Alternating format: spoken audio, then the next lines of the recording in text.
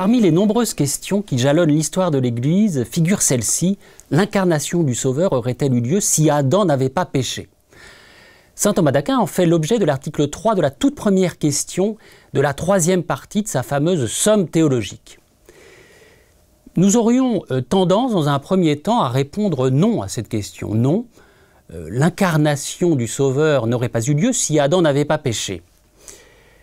En effet, avant de pécher, l'homme jouissait pleinement de la sagesse divine au paradis, comme nous avons pu le voir dans le cadre de notre première vidéo. Il avait tout pour être heureux, en quelque sorte. De son côté, Dieu avait déjà manifesté sa toute-puissance en créant une œuvre parfaite, à partir de rien, et en orientant la créature vers lui comme vers sa fin, comme vers sa finalité. Que de demander de plus, pourrait-on dire. Et enfin, s'il est possible de voir dans certains passages de l'Ancien Testament l'annonce ou la préfiguration de l'incarnation, rien n'empêche d'y voir l'annonce ou la préfiguration de l'incarnation comme remède au péché, précisément. Ceci étant dit, nous hésitons un peu à clore ici la discussion. Même si nous savons que si Dieu s'incarna effectivement pour nous libérer de la mort et du péché, et même si nous avons pu faire l'expérience personnelle d'une telle libération, à cause même d'une telle expérience, nous savons plus secrètement, plus obscurément peut-être, que c'est par amour que Dieu s'est incarné. Un amour qui se serait immanquablement exprimé si l'homme n'avait pas péché, et pourquoi pas en s'incarnant, puisque rien n'est impossible à Dieu.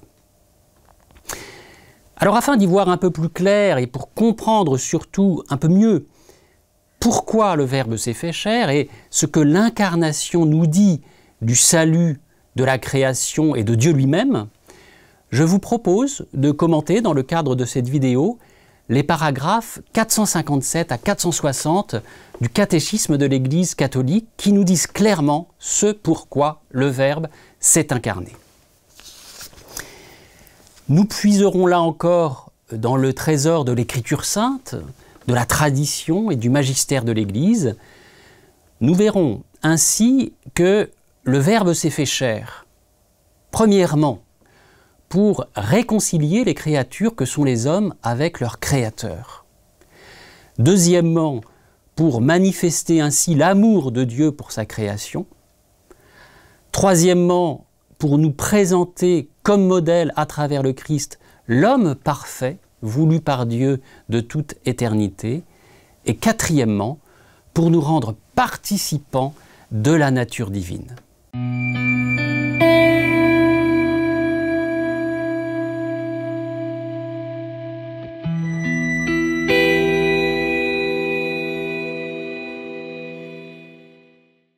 Le Verbe s'est fait chair pour nous sauver en nous réconciliant avec Dieu.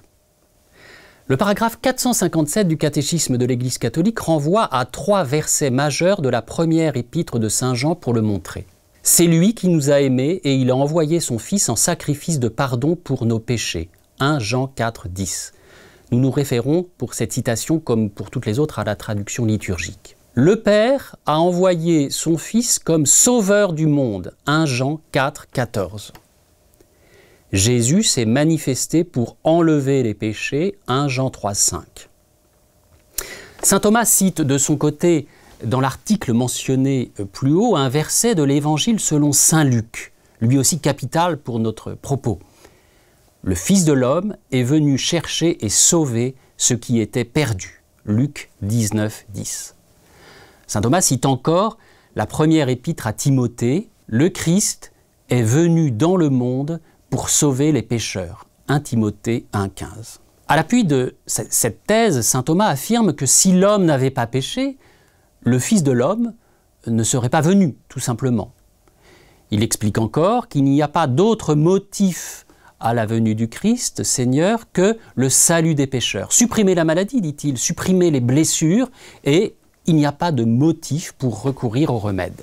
Afin de faire écho aux citations bibliques qui nous permettent de comprendre que le Verbe s'est fait chair pour nous sauver en nous réconciliant avec Dieu, Le catéchisme de l'Église catholique, pour sa part, ne cite pas saint Augustin, comme saint Thomas d'Aquin, mais saint Grégoire de Nice, à travers un très beau texte que nous pouvons relire ensemble. « Malade, notre nature demandait à être guérie, déchue à être relevée, morte à être ressuscitée.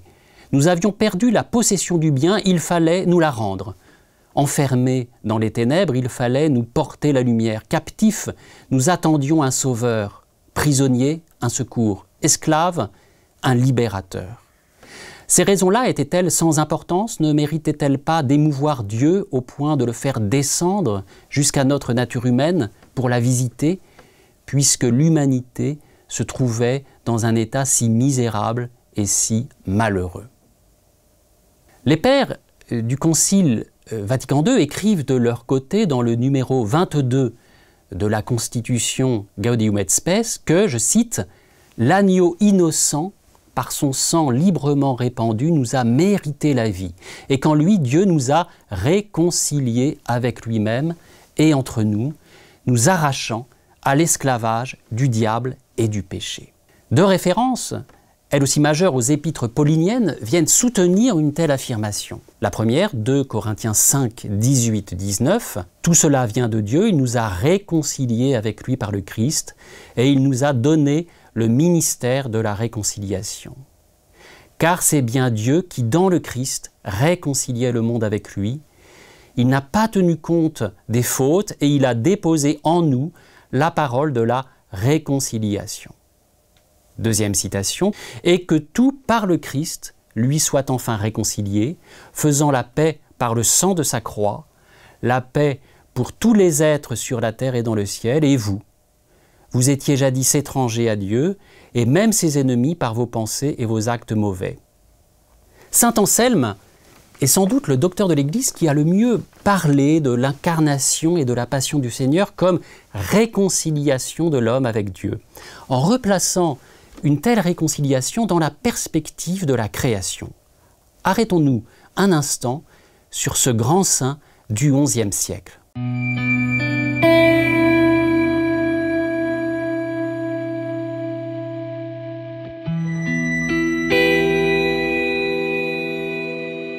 Dans son ouvrage intitulé « Pourquoi un Dieu homme » Cur Deus Homo en latin, saint Anselme commence par reprendre la leçon de saint Paul en Romains 5,12. Il écrit « Car il fallait, la mort étant entrée dans le genre humain par la désobéissance d'un homme, que de même la vie fut rétablie par l'obéissance d'un homme. » Ensuite, saint Anselme construit un raisonnement fondé sur la vocation de la nature humaine, telle que Dieu l'a voulu expressément, à savoir une nature libre, raisonnable et juste, promise à la béatitude selon la grâce divine et selon ses propres mérites. Or, observe saint Anselme, le péché a détourné l'homme de la grâce et de sa vocation à la béatitude éternelle. Vient alors la grande question de saint Anselme qui nous intéresse bien évidemment au premier chef, Dieu aurait-il alors créé l'homme en vain? La réponse est non, bien sûr.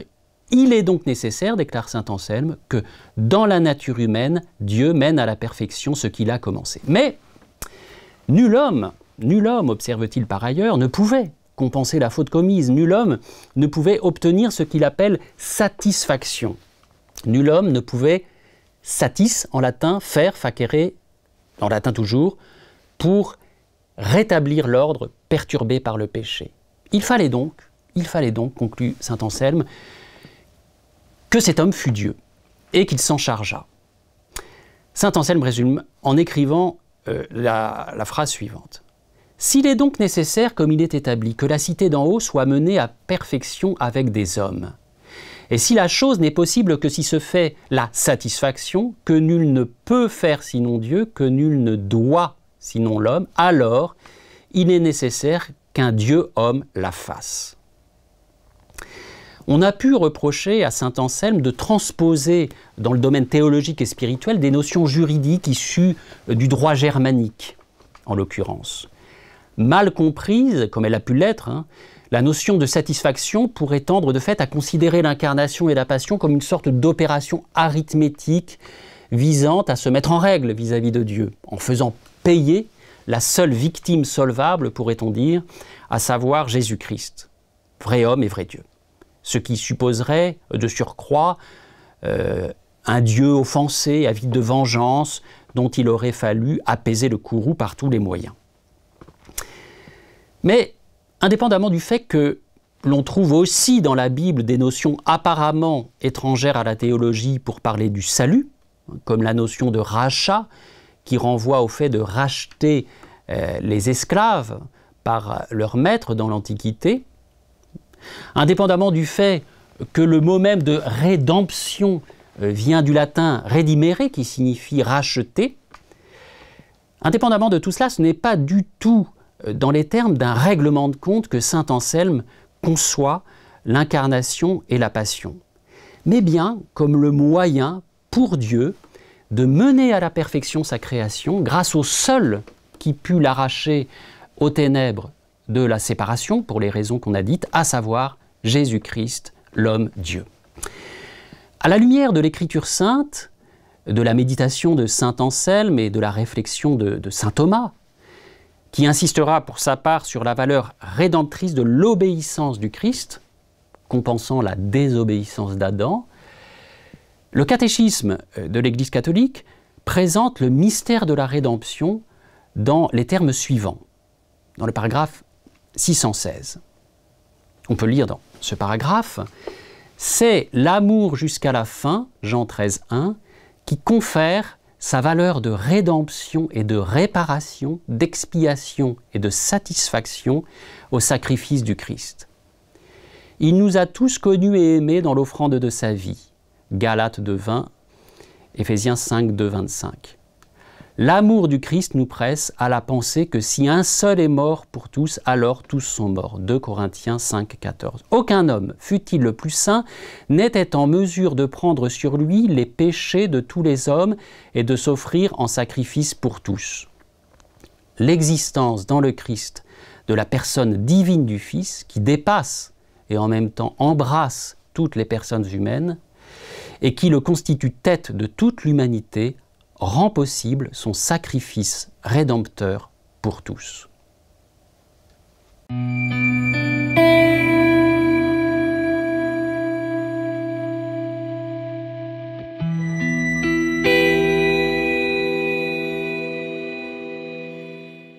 Comme nous le fait comprendre le paragraphe 616 du catéchisme de l'Église catholique, le Verbe s'est fait chair pour que nous connaissions ainsi l'amour de Dieu. C'est le deuxième motif de l'incarnation que présente le catéchisme de l'Église catholique au paragraphe 458. Nouvel Adam, le Christ, dans la révélation même du mystère du Père et de son amour, manifeste pleinement l'homme à lui-même et lui découvre la sublimité de sa vocation, déclare dans le même esprit les auteurs de la Constitution Gaudium et Spes au numéro 22.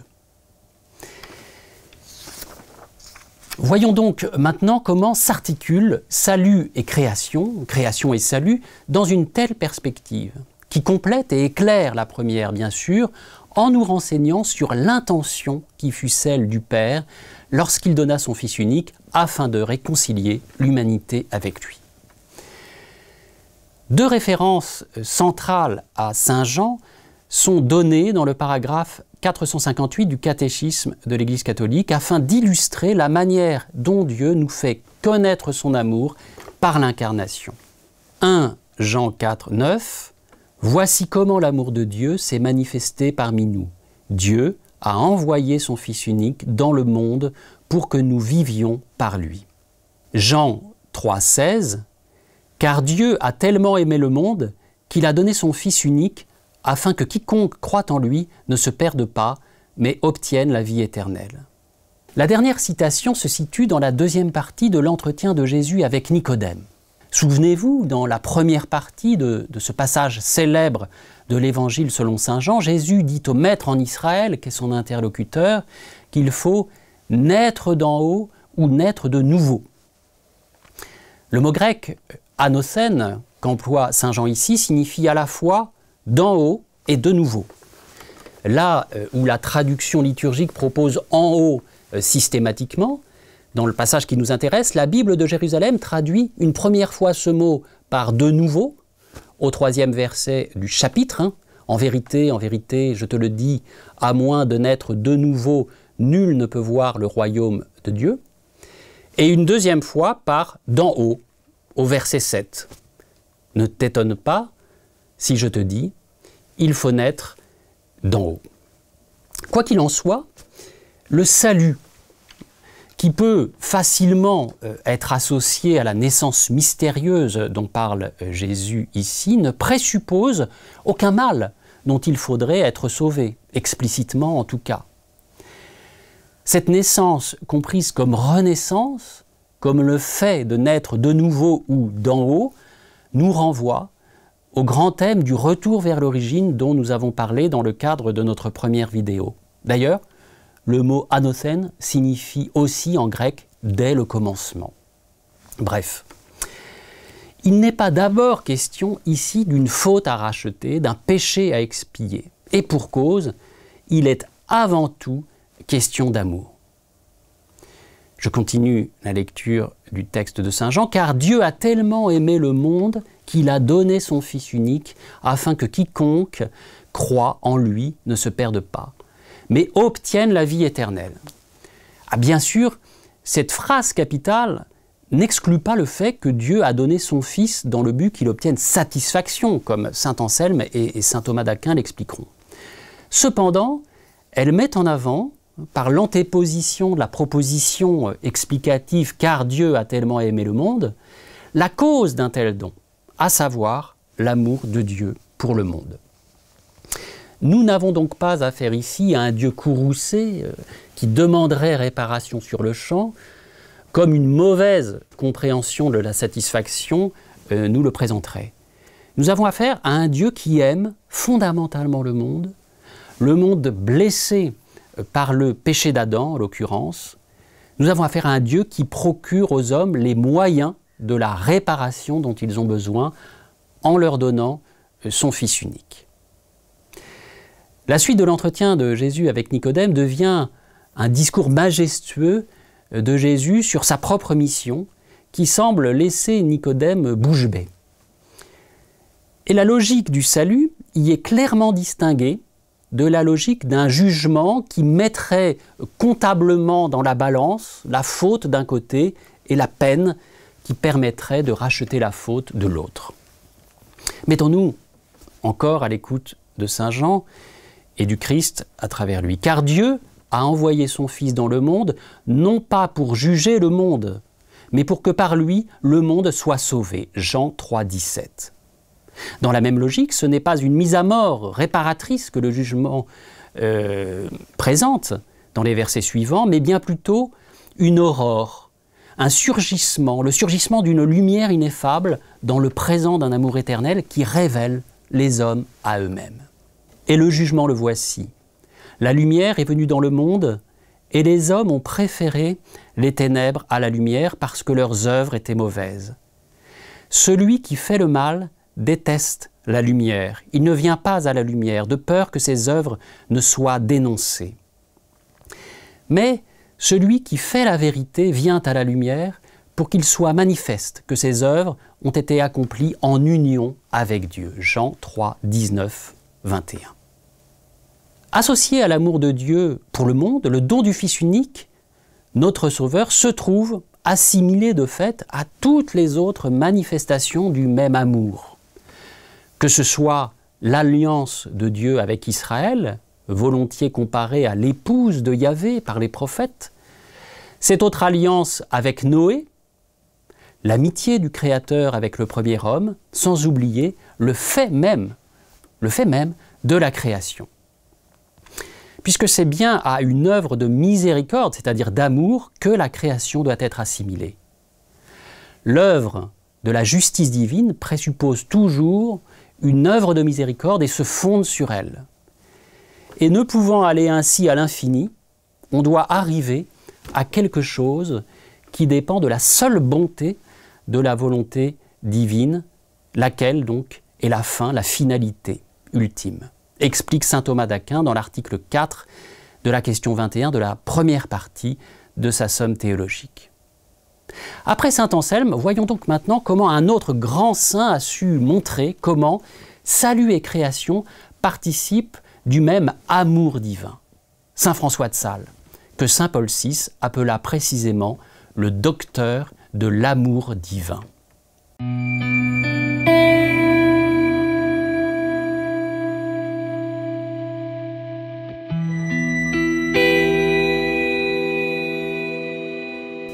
Dans le chapitre 17 du livre 10 du traité de l'amour de Dieu, saint François de Sales entreprend de montrer en 12 points comment notre Seigneur pratiqua les plus excellents actes de l'amour.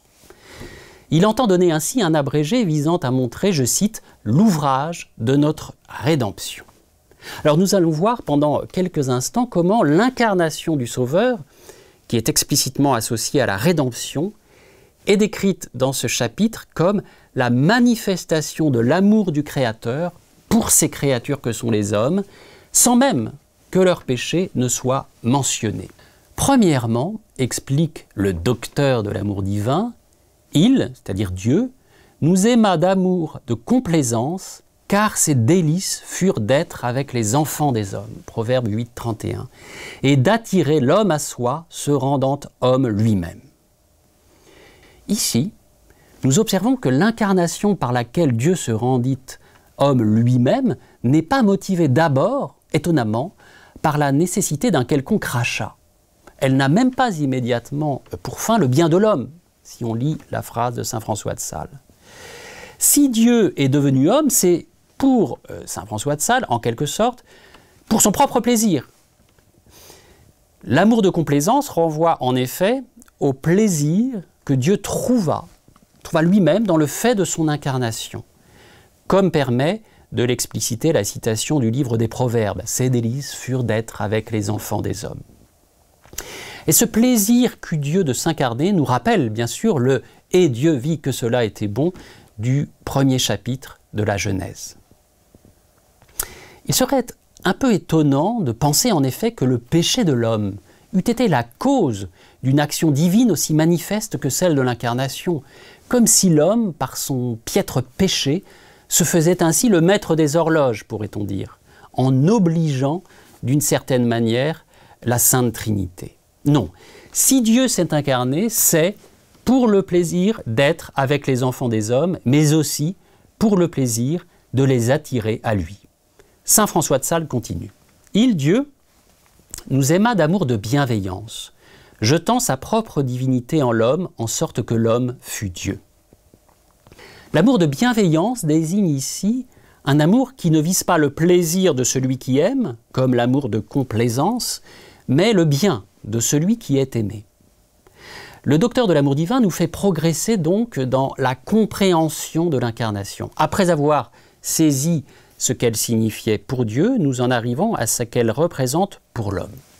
Le but de l'incarnation, telle qu'elle est présentée ici, n'est autre que la déification de l'homme. Tout se passe, en effet, comme si Dieu parachevait ainsi la création de l'homme à son image et à sa ressemblance.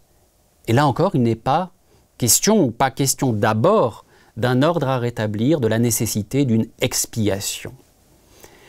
En s'incarnant, Dieu jette sa propre divinité en l'homme, comme on jette de la terre dans un récipient, nous dit saint François de Sales. Cette image un peu étonnante décrit bien l'incarnation comme une opération en partie extérieure à la Trinité, même si c'est bien sa propre divinité que Dieu jette en l'homme. Cette image nous rappelle que si le Verbe s'est fait chair, le Père et le Saint-Esprit ne se sont pas anéantis comme lui, ne se sont pas anéantis comme il s'est anéanti. Après avoir évoqué l'incarnation comme l'expression d'un amour de complaisance, puis comme un amour de bienveillance, visant le bon plaisir de Dieu et le bien de l'homme, saint François de Sales décrit dans un troisième temps l'union hypostatique, c'est-à-dire l'union des deux natures humaines et divines dans la personne du Christ. Il s'unit à nous par une conjonction incompréhensible en laquelle il adhéra et se serra notre nature si fortement, indissolublement et infiniment, que jamais rien ne fut si étroitement joint et pressé à l'humanité qu'est maintenant la très sainte divinité en la personne du Fils de Dieu. Il apparaît clairement à travers ces lignes que l'auteur du traité de l'amour de Dieu est décidé à évoquer l'incarnation en s'en tenant exclusivement à l'évocation de l'amour divin, dont elle est la manifestation. L'incarnation se présente donc comme une étreinte de toute la création par la Trinité. Dieu se presse, se serre contre l'humanité dans la personne de son Fils, vrai Dieu et vrai homme, comme un amant se presse et se serre contre son amante. Saint François de Sales, dont je rappelle qu'il est docteur de l'Église, ne contredit évidemment pas les deux autres docteurs de l'Église que sont saint Anselme et saint Thomas d'Aquin. Cependant, il insiste sur l'intention fondamentalement amoureuse qui a présidé du côté de Dieu à l'incarnation. Là où saint Anselme et saint Thomas attirent davantage notre attention sur l'importance de ce que cette même incarnation a signifié pour l'homme, sur le bénéfice qu'il a pu en tirer. Mais les trois décrivent bien évidemment le même mystère en éclairant différentes facettes. Comme d'autres théologiens et d'autres auteurs spirituels du début du XVIIe siècle que l'on a associés à l'école française, saint François de Sales opère ici une véritable révolution copernicienne. Et c'est de cette manière, effectivement, en employant lui-même l'expression de révolution copernicienne, que Bérulle décrivait sa propre démarche théologique et spirituelle à l'époque des découvertes astronomiques de Galilée, justement. En fait, il s'agit pour nous, aujourd'hui, au XXIe siècle, il s'agit bien de comprendre que ce n'est pas l'homme qui est au centre de l'histoire du salut, avec son péché lamentable, mais Dieu lui-même dans toute sa magnificence.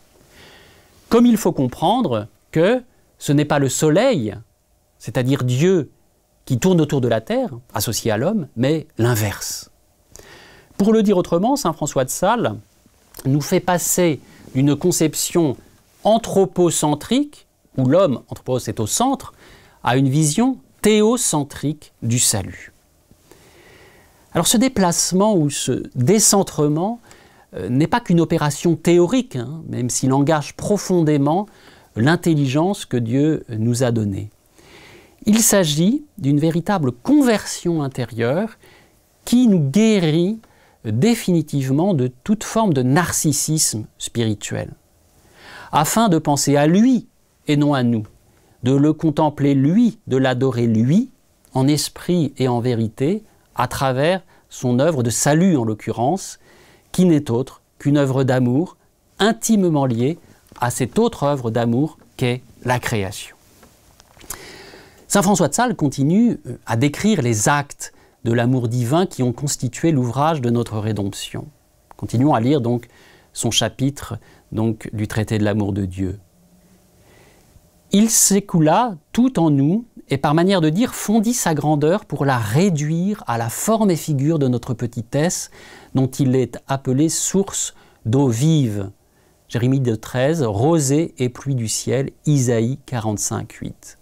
Il a été en extase non seulement en ce que, comme dit saint Denis, à cause de l'excès de son amoureuse bonté, il devient en certaine façon hors de soi-même, étendant sa providence sur toute chose et se trouvant en toute chose, mais aussi en ce que, comme dit saint Paul, il s'est en quelque sorte quitté soi-même, il s'est vidé soi-même pour venir à notre humanité, nous remplir de sa divinité, nous combler de sa bonté, nous élever à sa dignité et nous donner le divin être d'enfant de Dieu. Jean 1,12, 1 Jean 3,1.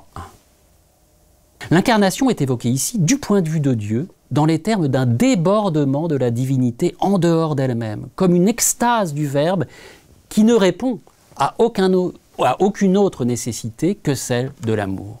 Ensuite, dans les 4 points suivants, saint François de Sales évoque l'admiration, la contemplation de l'humanité par le Verbe incarné, à travers sa rencontre avec la Cananéenne, le jeune homme riche, Marthe et Marie. Il ajoute ensuite, dans un 10e point, nous arrivons bientôt au 12e, il fut animé d'un zèle non pareil qui, comme dit saint Denis, se convertit en jalousie, détournant en tant qu'il fut en lui tout mal de sa bien-aimée nature humaine, au péril et au prix de sa propre vie, chassant le diable, prince de ce monde, qui semblait être son rival et compagnon. Dans cette dernière phrase, la nature humaine est explicitement désignée comme la bien-aimée du Christ. Et le salut apporté par l'incarnation se superpose ainsi à l'amour du bien-aimé du Cantique des Cantiques pour sa bien-aimée. C'est alors que le mal apparaît pour la première fois dans ce chapitre sous la figure du diable identifié à un rival amoureux. Les douleurs de la passion sont décrites ensuite dans un 12e et dernier point comme autant de langueur amoureuse et la mort sur la croix comme une mort d'amour.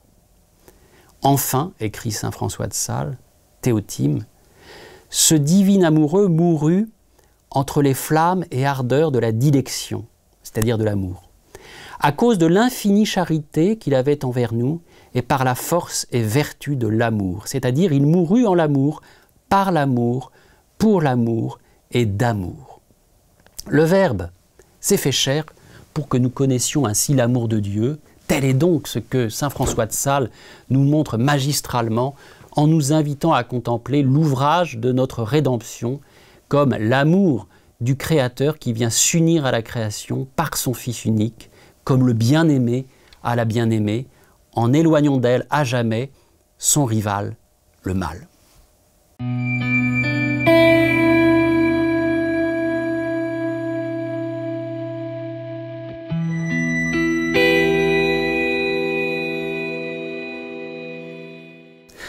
Le Verbe s'est fait chair pour réconcilier les créatures que sont les hommes avec leur Créateur, pour que nous connaissions ainsi l'amour de Dieu qui a présidé à une telle réconciliation, et 3, comme nous allons le voir maintenant, pour nous montrer le modèle de l'homme parfait tel que Dieu l'a voulu de toute éternité.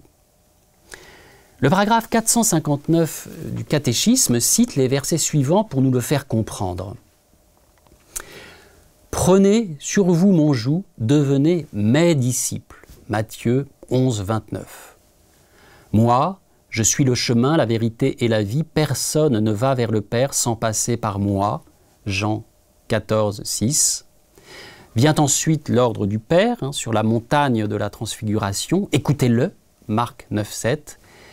Et la norme de la loi nouvelle, aimez-vous les uns les autres comme je vous ai aimé. Jean 15, 12. Le numéro 22 de la Constitution Gaudium et Spes prend un soin particulier à présenter le Christ comme un modèle à imiter, comme l'homme parfait. On peut lire toujours au numéro 22 de la Constitution, « Image du Dieu invisible » Colossiens 1,15, « Il est l'homme parfait qui a restauré dans la descendance d'Adam la ressemblance divine altérée dès le premier péché. » Dans sa toute première encyclique, Redemptor Hominis, publiée le 4 mars 1979, le jeune pape Jean-Paul II commentait avec force ces lignes du Concile Vatican II. Il expliquait qu'en Jésus-Christ s'est révélée, je cite, « la vérité fondamentale sur la création que le livre de la Genèse atteste quand il répète à plusieurs reprises « Dieu vit que cela était bon ».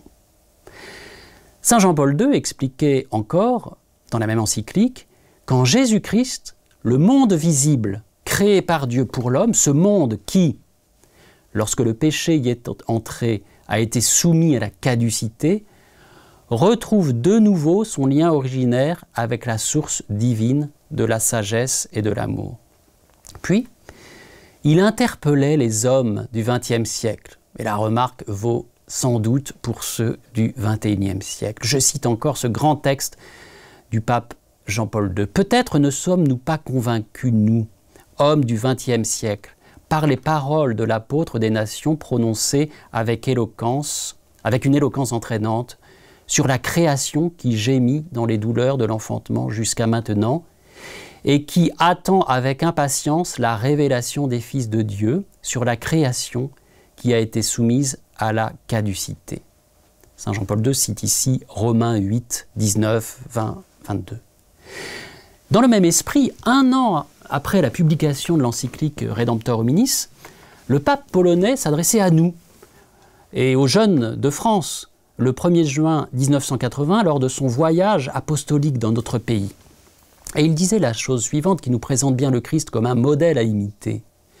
Jésus-Christ, le Fils de Dieu fait homme, a vécu tout ce qui fait la valeur de notre nature humaine, corps, esprit et cœur, dans une relation aux autres pleinement libre, marquée du sceau de la vérité et remplie d'amour. Toute sa vie, autant que ses paroles, a manifesté cette liberté, cette vérité, cet amour, et spécialement le don volontaire de sa vie pour les hommes. Il est le rédempteur de l'homme. Ecce homo, disait Pilate, sans bien comprendre la portée de ses paroles, voilà l'homme.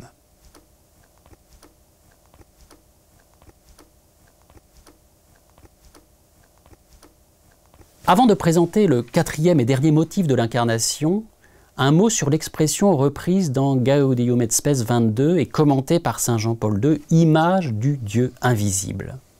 Elle est tirée du premier chapitre de l'Épître aux Colossiens. Il est l'image du Dieu invisible, le premier-né avant toute créature. En lui tout fut créé, dans le ciel et sur la terre, les êtres visibles et invisibles, puissance, principauté, souveraineté, domination, tout est créé par lui et pour lui. Il est avant toute chose et tout subsiste en lui. Colossiens 1, 15, 17. L'expression « image de Dieu », eikon tou theou en grec, peut désigner le Christ comme le reflet du Père, en qui habite corporellement toute la plénitude de la divinité, tel que le précise le chapitre 2 de l'Épître au verset 9. Mais cette expression peut aussi désigner le Christ comme le modèle à partir duquel tout fut créé. Un modèle par qui, pour qui et en qui tout est créé, comme l'indiquent les versets qui suivent immédiatement.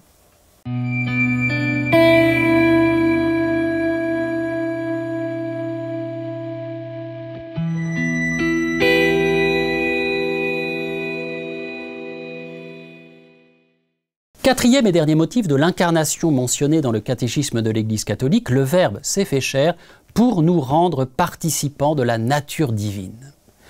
À travers cette belle expression empruntée à la deuxième épître de Pierre, chapitre 1, verset 4, nous comprenons que l'homme n'est pas seulement invité à imiter le modèle qu'est le Christ, mais à se transformer en lui en recevant son esprit, en accueillant le don de sa grâce.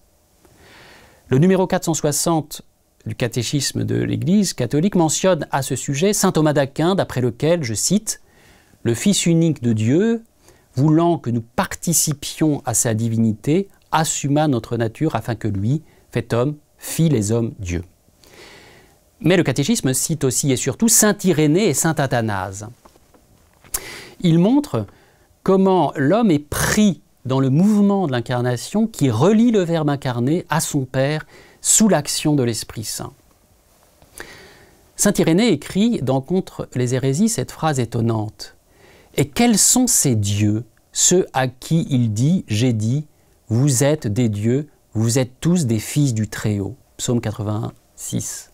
Il s'agit de ceux qui ont reçu la grâce de filiation adoptive par laquelle nous crions « Abba Père » Galates 4, 5, 6. Dans ces lignes, pour le moins surprenantes en effet, saint Irénée est prêt à brouiller momentanément le discours monothéiste, selon lequel il n'y a qu'un seul Dieu, bien sûr, et non des dieux, pour dire la puissance transformante de la grâce. Plus tard, les textes attribués à Denis l'Aréopagite dégageront le concept de subsistance pour expliquer le réalisme quasi physique de la participation de l'homme à la nature divine. Par la grâce du baptême, qu'il nous faut sans cesse accueillir, nous sommes en effet en Dieu. Nous y demeurons, nous conformons notre être le plus profond au Seigneur. C'est ce que nous fait comprendre saint Denis ou le pseudo-Denis. Être déifié, explique-t-il, dans la hiérarchie ecclésiastique, c'est faire naître Dieu en soi. Personne, par conséquent, ne saurait comprendre, ni encore moins mettre en pratique les vérités reçues de Dieu, s'il ne lui a pas été donné d'abord de subsister divinement. Sur le plan humain, n'avons-nous pas besoin de subsister avant d'agir selon nos facultés? Car ce qui n'existe d'aucune façon ne se meut ni ne subsiste. Saint Jean suggère lui-même cet aspect de la participation de l'homme à la divinité du Christ en disant que les hommes ont le pouvoir de devenir enfants de Dieu. Jean 1, 12.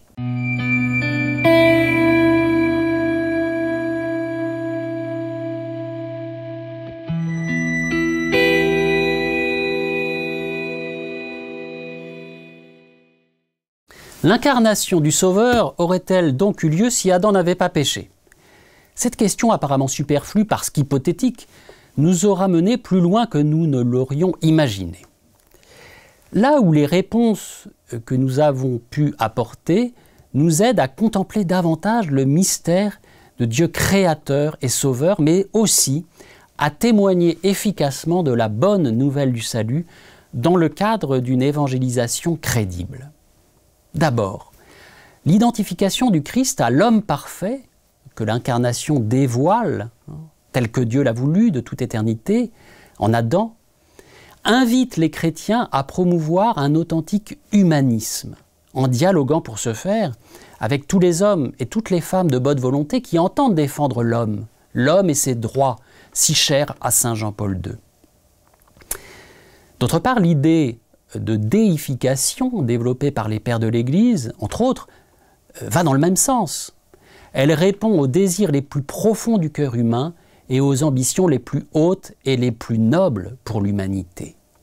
De plus, la présentation de la création, de l'incarnation et de la passion comme autant de manifestations d'un seul et même amour surabondant de Dieu pour nous les hommes, permet d'annoncer la bonne nouvelle de manière particulièrement significative. L'amour est en effet une expérience commune à tous, qui parle à chacun.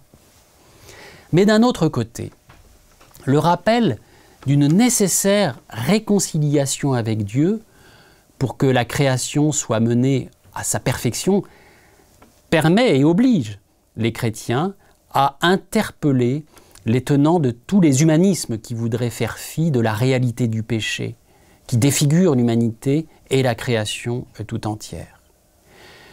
Comme a su le démontrer saint Anselme, il nous faut en effet en passer par la croix de Jésus-Christ, afin que l'humanisation et la déification de l'homme par l'amour de Dieu puissent le libérer définitivement de tout ce qui l'empêche d'accéder à la perfection de son être.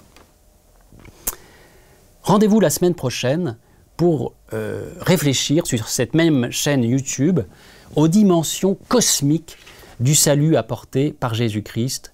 Et nous nous poserons donc à cette fin la question de savoir si le salut est une recréation.